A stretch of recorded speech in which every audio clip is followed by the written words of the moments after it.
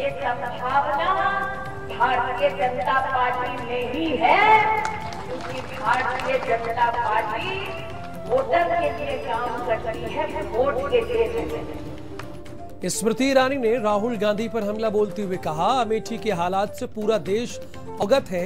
एक तरफ ऐसे नेतृत्व वाली सरकार है जो क्षमतावान है, जो देश के नवनिर्माण के लिए संकल्प लिया है, और दूसरी तरफ ऐसा व्यक्ति है जो ना संकल्प लेता है, सिर्फ अपने आप को घोषणाओं में सीमित रखता है। 15 साल तक सांसद रहने के बावजूद लोकसभा संसदीय क्षेत्र में विकास नहीं कर पाए। यानी उन्होंने ये सारी बातें राहुल गांधी पर कही। अमेठी के हालात से अब पूरा देश अवगत है, तो एक तरफ एक ऐसा नेतृत्व है जो क्षमतावान है, जिन्होंने एक संकल्प लिया है भारत के नवनिर्माण का, और दूसरी ओर एक ऐसा व्यक्ति है जो ना संकल्प लेता है, सिर्फ घोषणाओं में अपने आप को सीमित रखता है। 15 साल सतत सांसद रहने के बाद वो व्यक्ति अपने ही लोकसभा क्षेत्र में विकास न कर पाया है। अखिलेश यादव ने कहा कि देश के प्रधानमंत्री नरेंद्र मोदी देखकर भाषण बोलते हैं, इसलिए उन्होंने महागठबंधन को शराब कह दिया। बताओ पत्रकार साथियों, पढ़ के भाषण दे रहे थे कि नहीं दे रहे थे? तभी तो हमारे गठबंधन को शराब बोल रहे थे, उनके कंप्यूटर ने धोखा दे दिया। अखिलेश यादव ने ईवीएम पर भी बयान दिया है। उन्होंने कहा है, इस बार इतनी बटन आप लोग दबाइएगा कि ईवीएम में कुछ भी हो तो जीत गठबंधन की ही हो। इस बार जनता तैयार है मशीन की इतनी बटन दबाने के लिए कि इस बार मशीन भी धोखा नहीं दे पाएगी। इतना वोट इंतजाम कर दिया हम लोगों ने। प्रियंका गांधी ने सहारनपुर में रोड शो किया। रोड शो में कांग्रेस के भारी संख्या में कार्यकर्ता पहुंचे।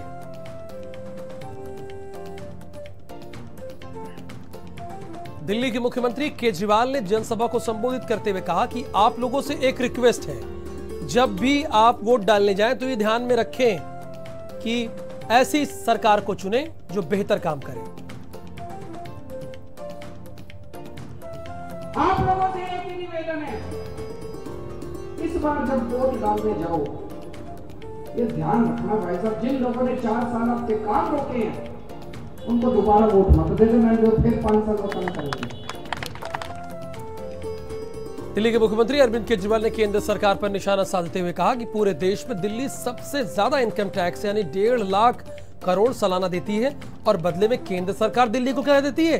325 करोड़ रुपए।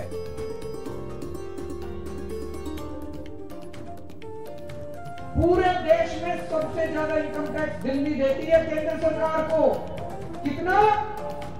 1.5 लाख करोड़ रुपए एक साल में, 1.5 लाख करोड़।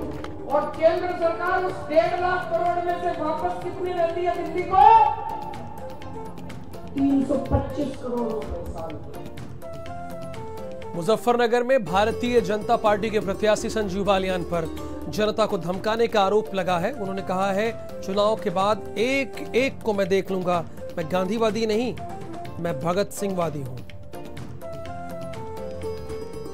संजीव बालियान यही है और चुनाव के बाद भी यही रहेगा। एक एक से हिसाब होगा और किन किन के हिसाब होगा। मैं गांधीवादी नहीं हूँ, मैं भगत सिंह वादी हूँ। अगर एक तमाचा मुंह पर पड़ेगा तो 2 तमाचा। भारतीय जनता पार्टी के अध्यक्ष अमित भाई शाह आज लखनऊ के दौरे पर रहे।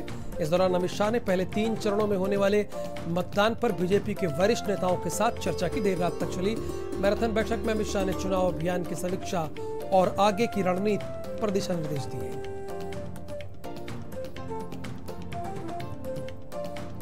इटावा भाजपा प्रत्याशी अनुसूचित आयोग के अध्यक्ष रामशंकर कठेरिया की पत्नी मृदुला कठेरिया ने पति के विरोध में निर्दलीय नामांकन किया है।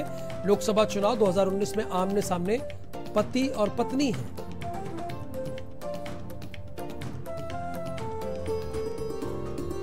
शाहजहांपुर में संयुक्त विकास पार्टी का प्रत्याशी बैंड बाजे के साथ दूल्हा बनकर नामांकन करने पहुंचा।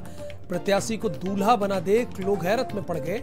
फिलहाल पुलिस ने बैंड और बारातियों को कब्जे में लेकर दूल्हे वाले प्रत्याशी को नामांकन के लिए रवाना किया।